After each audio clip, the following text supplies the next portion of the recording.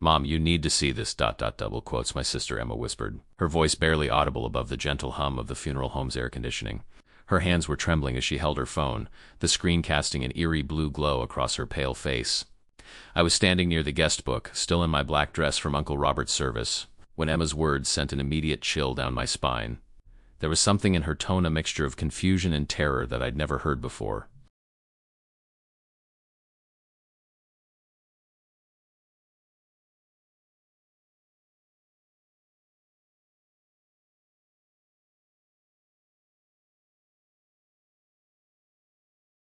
The funeral had ended hours ago, and we were among the last family members still lingering in the viewing room, reluctant to leave Uncle Robert for the final time. "What is it?" I asked, moving closer to her. The funeral home felt different now that most of the guests had gone home. The flowers seemed more wilted, the lighting dimmer, and the silence more oppressive.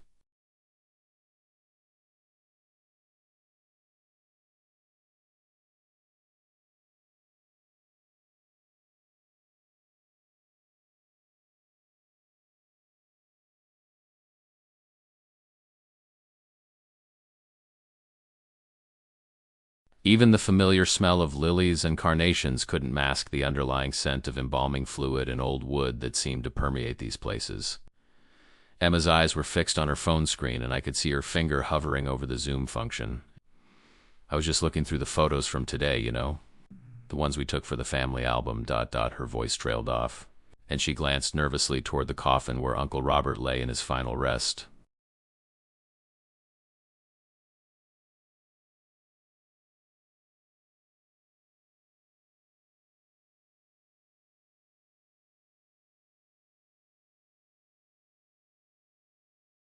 During the service, we had taken several family photos. It's what Uncle Robert would have wanted. He was always the one behind the camera at every holiday gathering, every birthday party, every important moment. It only seemed fitting that we document his final goodbye, even though the idea felt strange and unsettling. Death has a way of making even the most normal gestures feel loaded with meaning. The funeral director, Mr. Harrison, had been very accommodating about the photos.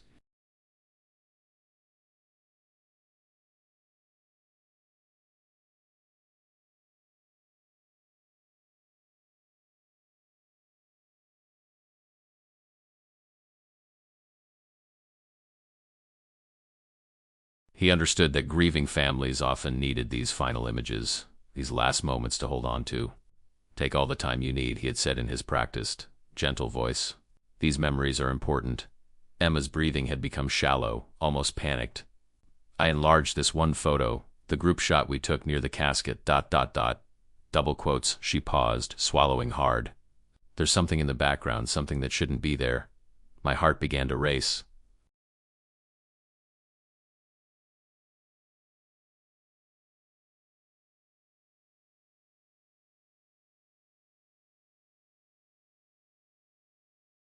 "What do you mean, what kind of something?" She looked up at me then, her eyes wide with a fear I didn't understand. I think there's someone else in the photo, someone who wasn't supposed to be there." Her voice dropped to barely a whisper. "Someone who looks exactly like Uncle Robert."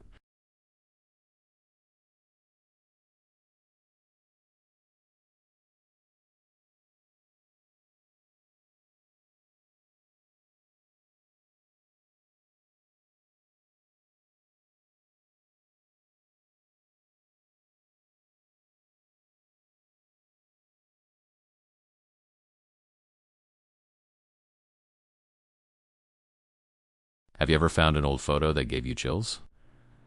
Tell me in the comments and subscribe so you don't miss the ending of this story. Because what we discovered next would change everything we thought we knew about our family. 3 hours earlier, the funeral home had been filled with the soft murmur of grieving relatives and the gentle rustle of tissues.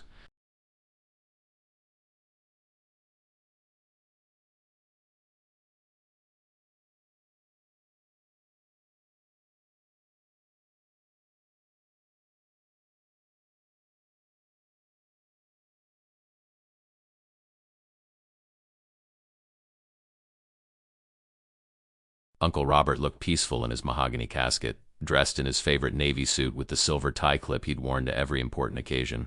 His weathered hands were folded carefully over his chest, and someone, probably Aunt Margaret, had placed his reading glasses in his breast pocket, just the way he always kept them in life.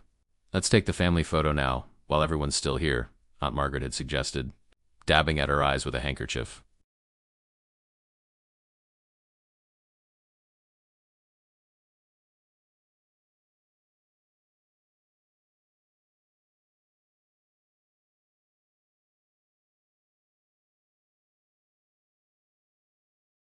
She was Uncle Robert's widow of 47 years, and despite her grief, she was determined to honor his memory properly.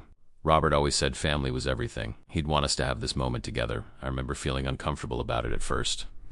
Taking photos at a funeral seemed somehow wrong, irreverent. But as I looked around at our extended family cousins I rarely saw, elderly aunts and uncles who might not be with us much longer, I realized Aunt Margaret was right.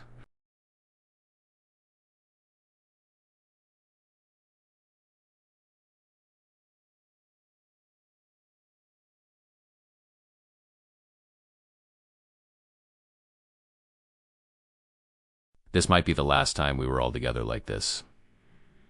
Mr. Harrison, the funeral director, had arranged us carefully around the casket.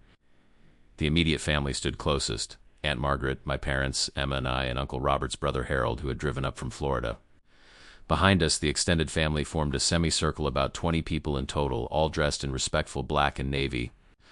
"Everyone look this way," Emma had called out, holding up her phone.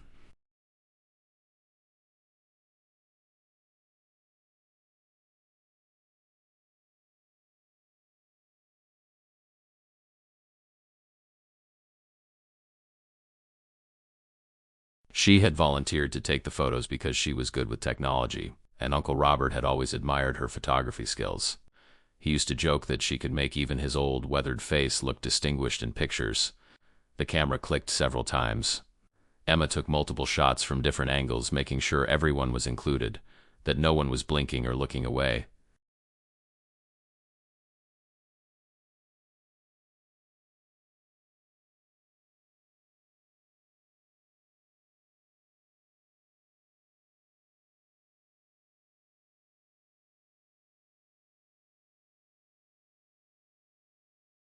"Just a few more," she had said, moving slightly to capture the flowers that surrounded the casket, beautiful arrangements of white roses, purple irises, and baby's breath that filled the air with their sweet, melancholy fragrance. "Perfect," she had announced after the final shot. "Uncle Robert would have loved these. Remember how he always insisted on taking group photos at Christmas? He said photos were the only way to stop time, to hold on to the people you love forever."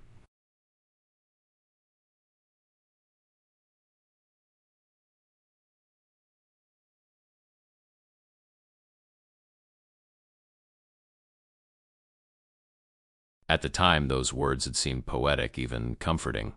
Now, as Emma stared at her phone screen in the dimly lit funeral home, her earlier words felt prophetic in the most disturbing way possible.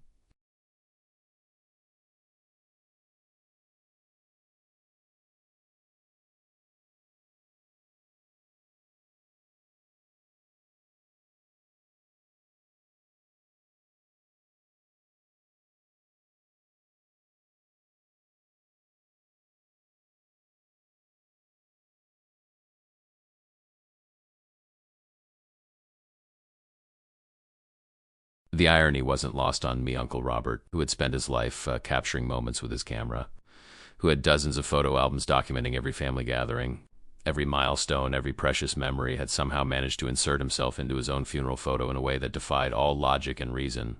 "Show me," I said, moving closer to Emma until our shoulders touched.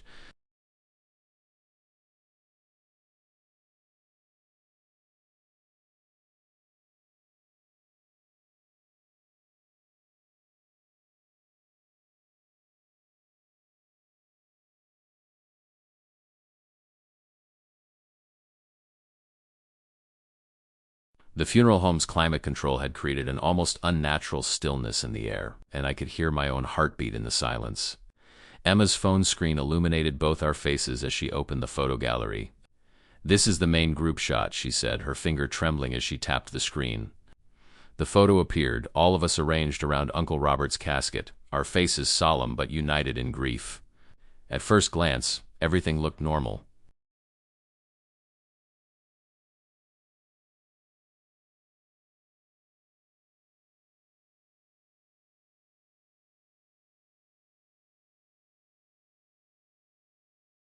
Aunt Margaret stood at the head of the casket, her hand resting gently on the polished wood.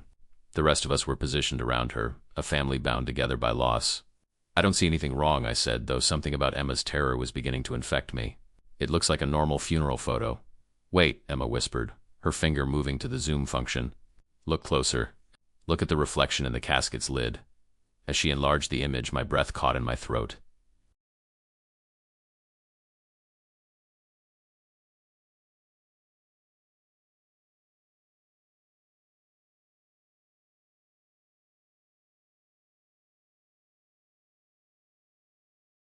The mahogany casket had been polished to a mirror-like finish, and in that reflection something impossible had been captured.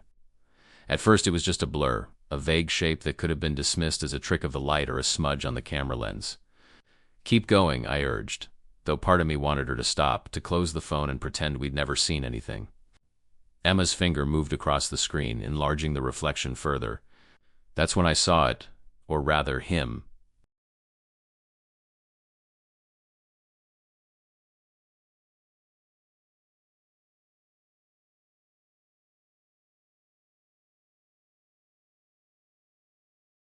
In the polished surface of the casket lid, clear as day, was the unmistakable profile of a man. Not just any man, but someone who looked exactly like Uncle Robert. The same strong jawline, the same silver hair combed back in his characteristic style, the same wire-rimmed glasses he'd worn for the past 15 years. "That's impossible," I breathed, my voice barely audible. "Uncle Robert he's right there in the casket. He's been dead for 3 days."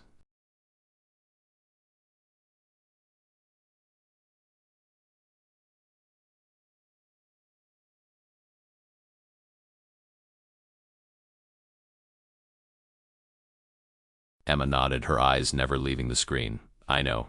I've stared at this for 20 minutes trying to make sense of it. I thought maybe it was just the angle or the lighting, or maybe someone standing behind the casket whose reflection got distorted. But look, ... She zoomed in even further, and the image became crystal clear. The reflected figure wasn't wearing funeral attire like the rest of us.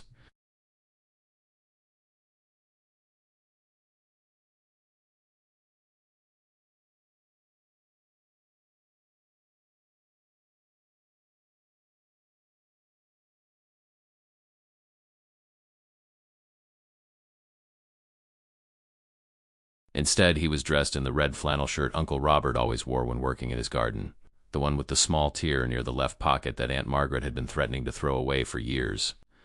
"This was taken 3 hours ago," Emma said, her voice hollow with disbelief. 3 hours ago, and somehow Uncle Robert is in this photo, not just as the deceased, but as someone watching his own funeral.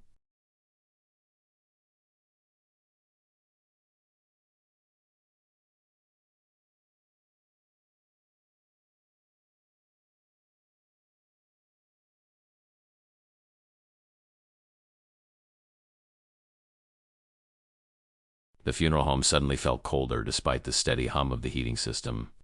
I found myself glancing toward the casket, half expecting to see movement, some sign that the impossible was somehow possible. "There has to be an explanation," I said, though my voice lacked conviction. I was trying to be the rational one, the skeptic, but the evidence was right there on the screen, undeniable and terrifying. "Maybe it's a double exposure or some kind of digital glitch."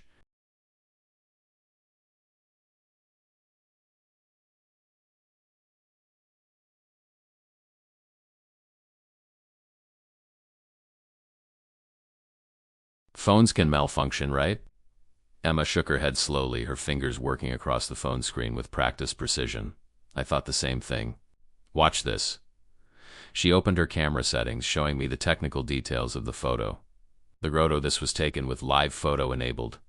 It captures a few seconds before and after the actual shot. If there was a glitch or double exposure, it would show up in the surrounding frames too. She swiped to show me the live photo in motion.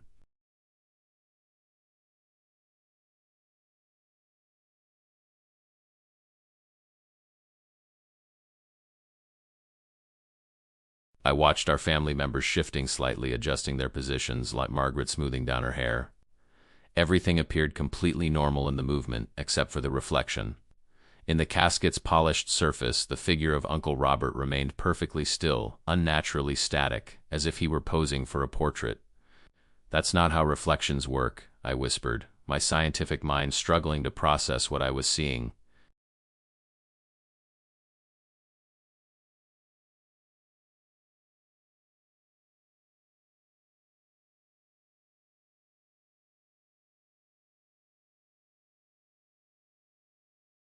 I had studied photography in college, understood the basics of light and reflection. Reflections move with the observer, with the light source. They're not independent. Emma's phone showed the photo's metadata, taken at 2:47 p.m. 3 hours and 12 minutes after Uncle Robert had been pronounced dead, 2 days after his heart attack. The technical specifications were all normal ISO, aperture, shutter speed, everything exactly as it should be for an indoor photo with artificial lighting.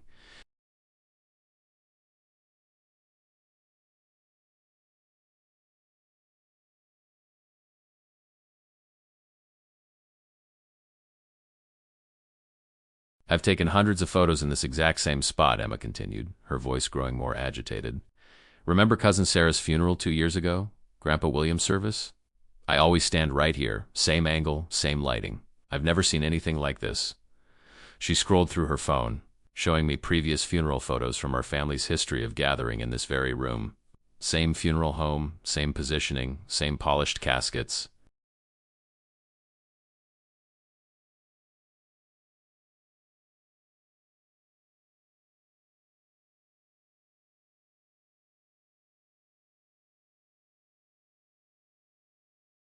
In every single photo, the reflections showed exactly what they should. The ceiling lights, the flowers, occasionally a glimpse of someone standing nearby. Never a figure that shouldn't exist, never someone wearing clothes that belonged to the deceased. Look at this one from Grandpa William's funeral, she said, showing me a photo from 2 years ago. See the reflection? It's just the ceiling and some flowers. Normal. Logical. She swiped back to today's photo. This is not normal.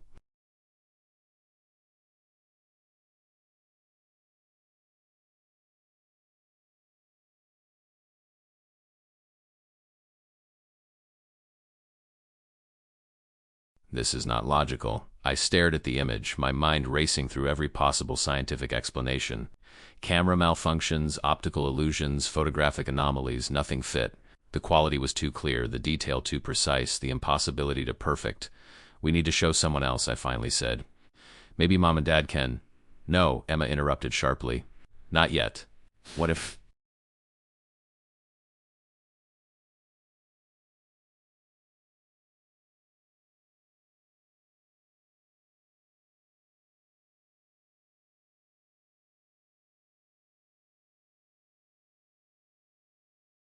What if we're losing our minds? What if grief is making us see things that aren't there?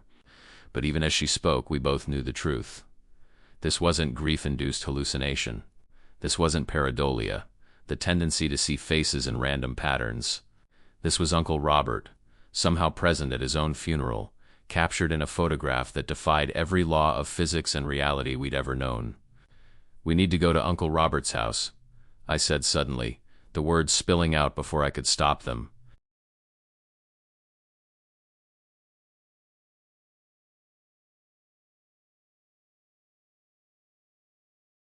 Emma looked at me with confusion, but something deep in my gut told me that the answers we needed weren't going to be found in this funeral home. There might be something there, something that explains this. Emma glanced around the nearly empty viewing room. Mr. Harrison had discreetly retreated to his office, giving our family space for our final goodbyes. Aunt Margaret was in the ladies' room, and our parents were outside taking a phone call from relatives who couldn't make the service.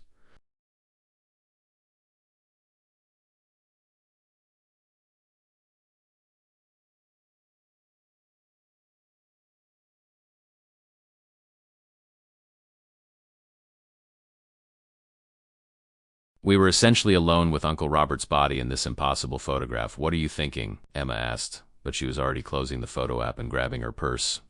Uncle Robert always said the strangest things about death, I said, memories flooding back as we quietly made our way toward the exit. Remember last Christmas? He kept talking about how death wasn't the end, how consciousness could persist in ways science didn't understand yet.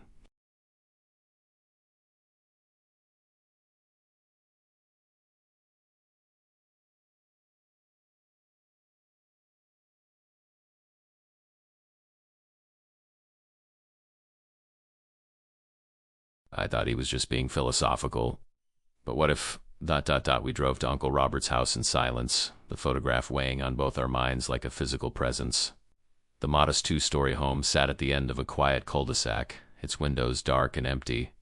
Aunt Margaret had given us the spare key months ago, asking us to check on the house while Uncle Robert was in the hospital. Now, using that key felt like trespassing on sacred ground.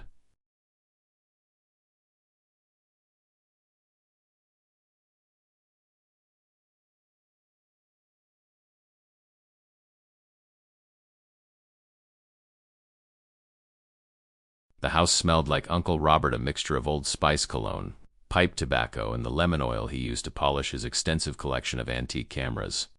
That's when it hit me. Uncle Robert had been obsessed with photography his entire adult life, not just as a hobby, but as something deeper, more mystical.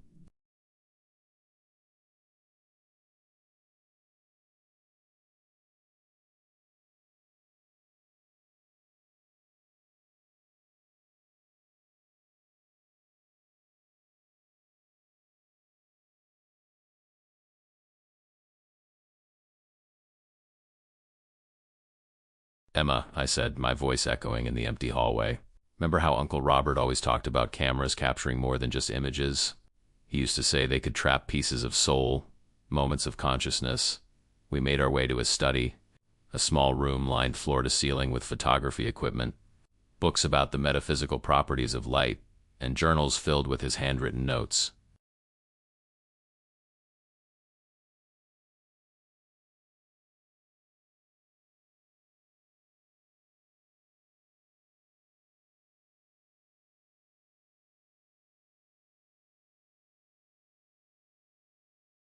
I'd been in this room countless times during family visits, but I'd never really paid attention to the content of his research.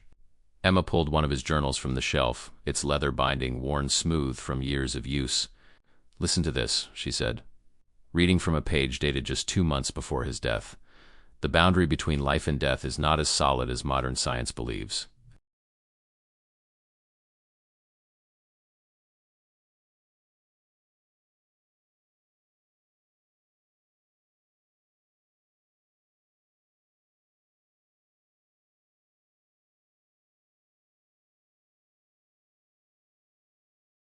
Consciousness, like light itself, can be captured, reflected, and preserved in ways we don't fully understand. The camera doesn't just record what is, it records what was, what will be, and what exists between states of being."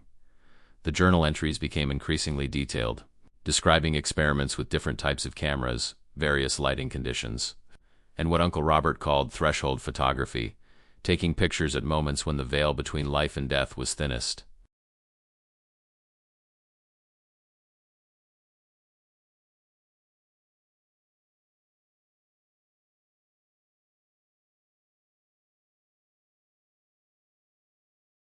Hospitals, funeral homes, places where people transition from one state of existence to another. "There's more," Emma whispered, turning pages with increasing urgency. "I believe I've discovered a way to ensure my consciousness persists after physical death.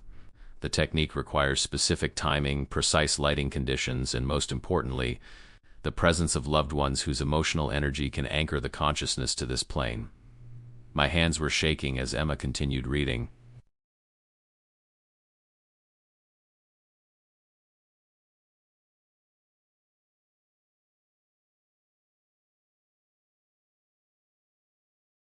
Uncle Robert hadn't just been a hobbyist photographer, he'd been conducting experiments, trying to prove theories about consciousness and death that bordered on the supernatural. And somehow, impossibly, he seemed to have succeeded. In the corner of Uncle Robert's study, partially hidden behind stacks of photography books and covered with a dusty sheet, we found what looked like a camera unlike anything I'd ever seen.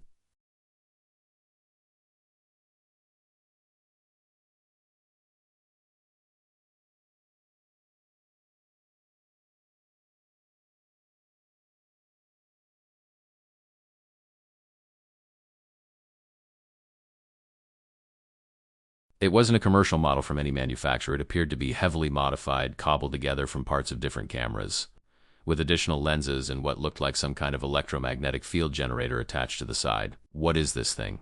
Emma whispered, carefully removing the sheet. The device was larger than a typical camera, mounted on a specialized tripod with what appeared to be sensors pointing in multiple directions.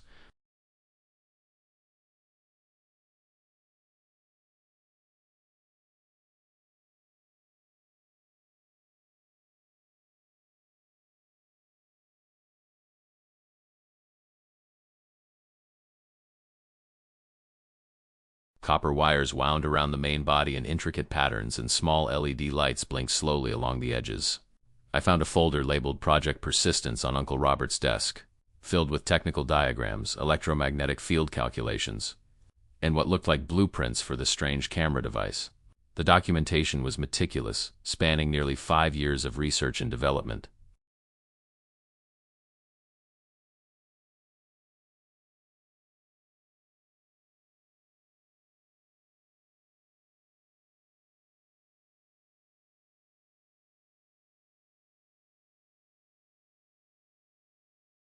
According to this, I said, reading through Uncle Robert's notes, he believed that consciousness generates a specific electromagnetic signature that can be detected and captured using modified photographic equipment. He theorized that at the moment of death, this signature becomes temporarily amplified, creating what he called a consciousness echo. Emma picked up another journal, this one more recent. He was testing the device at different locations around town.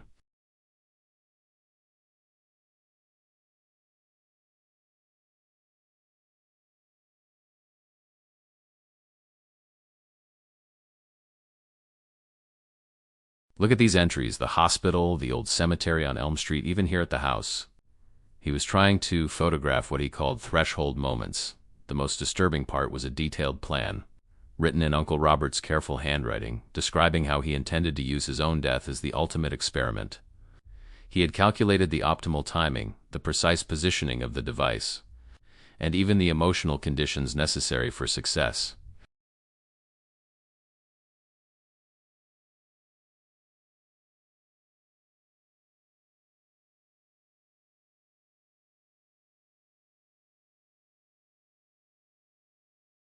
He planned this, Emma said, her voice hollow with realization. His heart attack wasn't just a tragedy, it was the final phase of his experiment. Look at this entry from last week. Margaret will call the family, they will gather. The emotional energy will be intense, focused, perfect for anchoring consciousness during the transition. I have positioned the device in the funeral home, disguised as a flower arrangement camera for memorial purposes.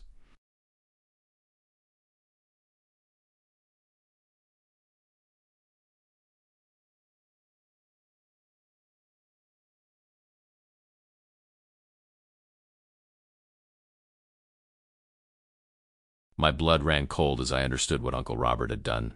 He had somehow convinced Mr. Harrison to allow a memorial camera in the viewing room, claiming it was to automatically document the funeral service for family members who couldn't attend.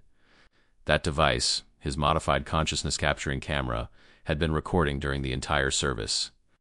The photo on your phone, I said, pieces clicking together. It's not just a reflection.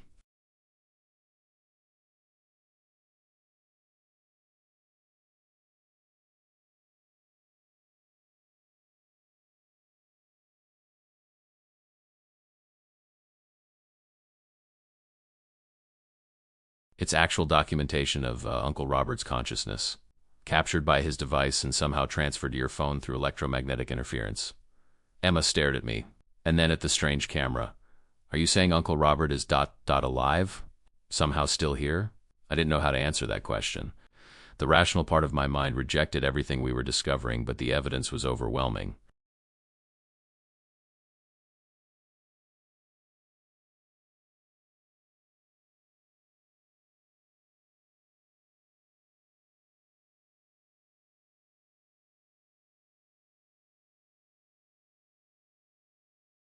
Uncle Robert had spent years preparing for this moment, turning his own death into a scientific experiment that challenged everything we thought we knew about consciousness and existence.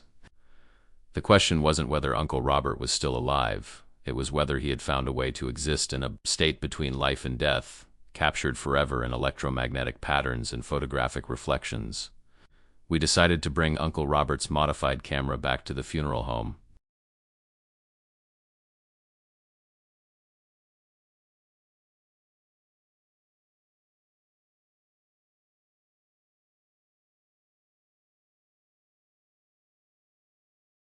I know it sounds crazy, but we needed to understand what had happened, what we had captured, and whether Uncle Robert's consciousness was somehow still present in that room. The funeral home would be closed until morning, but Emma had noticed that Mr. Harrison's office light was still on when we left earlier. "Mr. Harrison," I called out as we knocked on the funeral home's side entrance. Uncle Robert's strange device carefully wrapped in blankets in my arms.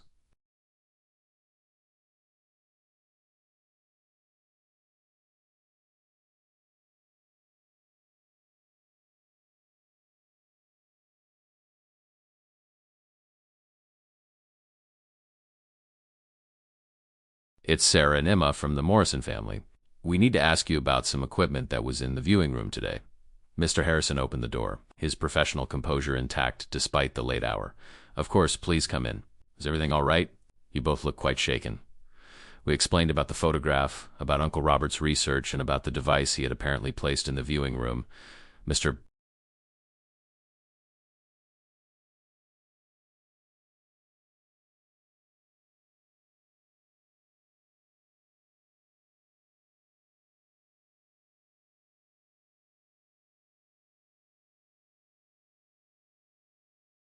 Harrison listened with the patience of someone who had heard every possible story about death, grief, and the impossible things people sometimes experience in funeral homes. "Your uncle did speak with me about memorial documentation," Mr. Harrison admitted, leading us back to the viewing room where Uncle Robert's body still lay in peaceful repose. He said he had developed a new type of camera system that could capture the full emotional context of a funeral service.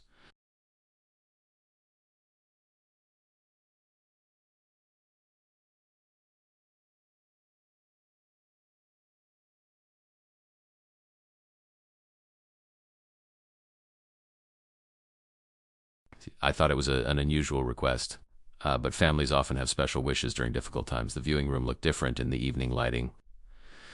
Shadows fell across the flowers in the casket, and the air felt charged with an energy I couldn't identify. Emma set up Uncle Robert's device while I examined the area where his memorial camera had been positioned. "There," Emma said, pointing to a small, nearly invisible device hidden among the floral arrangements near the casket.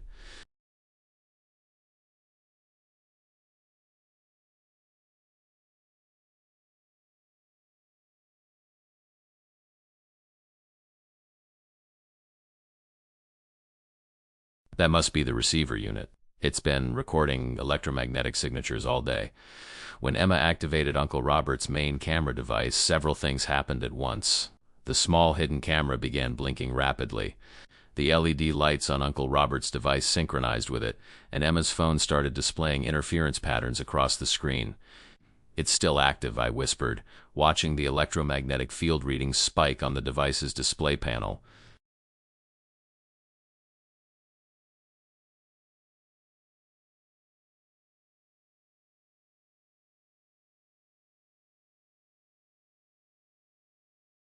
"Whatever consciousness Uncle Robert captured is still present, still generating measurable electromagnetic activity," Mr. Harrison watched in fascination as the equipment registered readings that defied conventional understanding.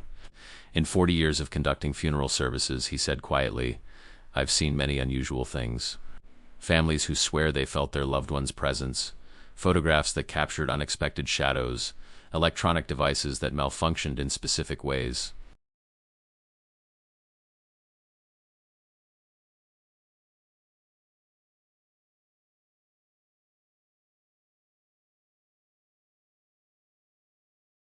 But nothing like this. The electromagnetic readings were consistent and patterned, not random like typical electronic interference.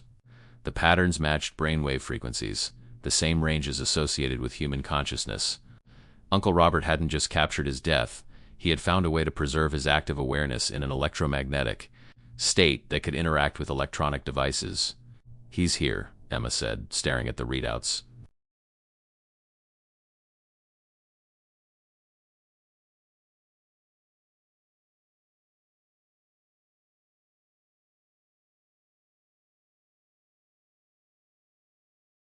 "Not alive, not dead, but somehow present in a way that our equipment can detect and our phones can accidentally capture." Uncle Robert had achieved something unprecedented, conscious existence in a electromagnetic state that bridged the gap between life and death. As we stood in that dimly lit funeral home surrounded by electromagnetic readings that confirmed the impossible, I finally understood what Uncle Robert had tried to tell us all those years.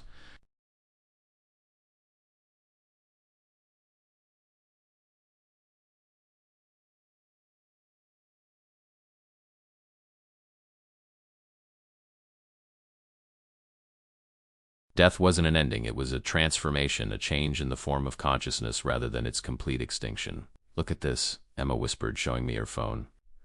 The device was displaying multiple photos now, all taken throughout the day at the funeral service.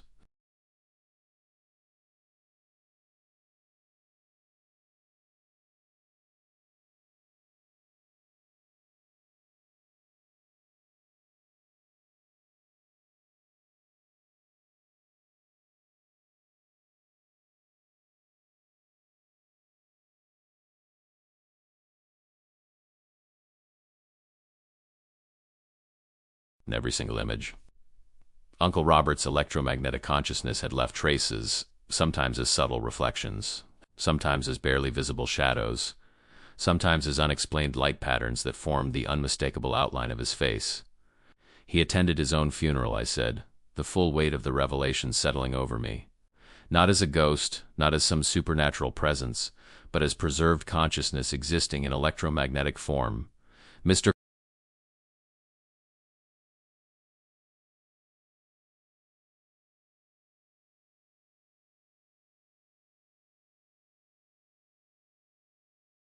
Harrison had been remarkably calm throughout our discovery, but now he spoke with a thoughtfulness that surprised me.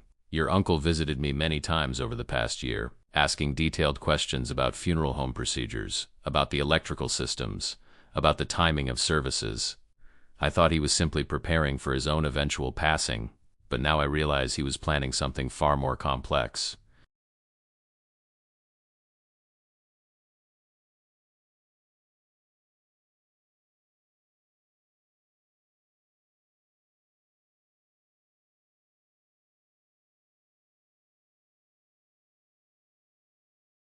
The electromagnetic readings were beginning to stabilize. And I noticed something else. They were gradually diminishing. Whatever energy had allowed Uncle Robert's consciousness to persist was slowly dissipating. His final experiment was temporary, designed to last just long enough for his family to witness and document his successful transition. "He wanted us to know," Emma said, tears streaming down her face as she watched the electromagnetic readings fade.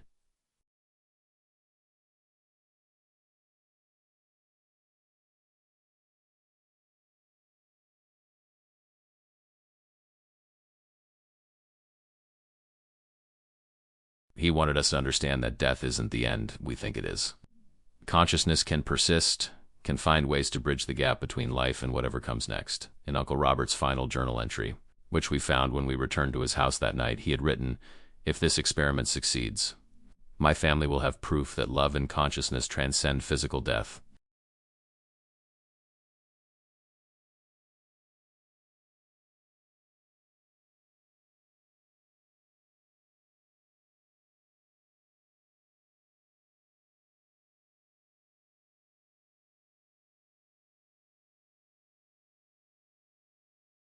The electromagnetic signature of my awareness will persist long enough for them to document it, to understand it, to find comfort in knowing that I haven't truly gone anywhere. I've simply changed form.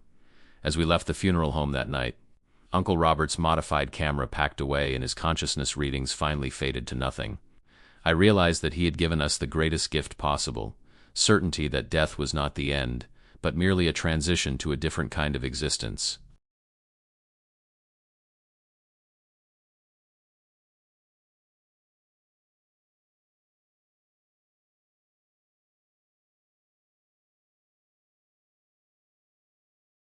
I still keep that photo on my phone, the impossible image of Uncle Robert attending his own funeral.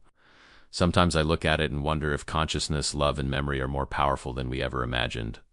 Sometimes I think about Uncle Robert's years of research, his careful preparation, his willingness to use his own death as the ultimate scientific experiment.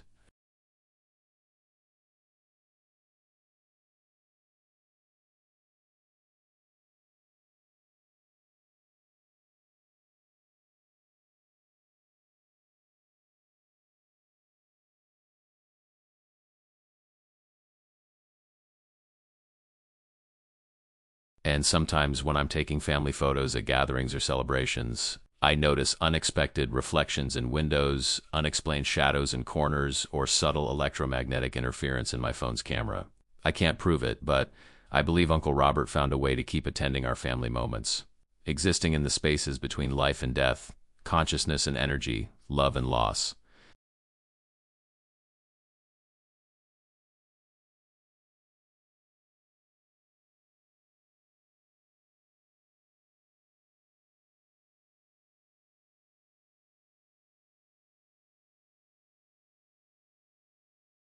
The boundary between worlds might be thinner than we know, and those we love might never truly leave us. They might simply learn to exist in forms we're only beginning to understand.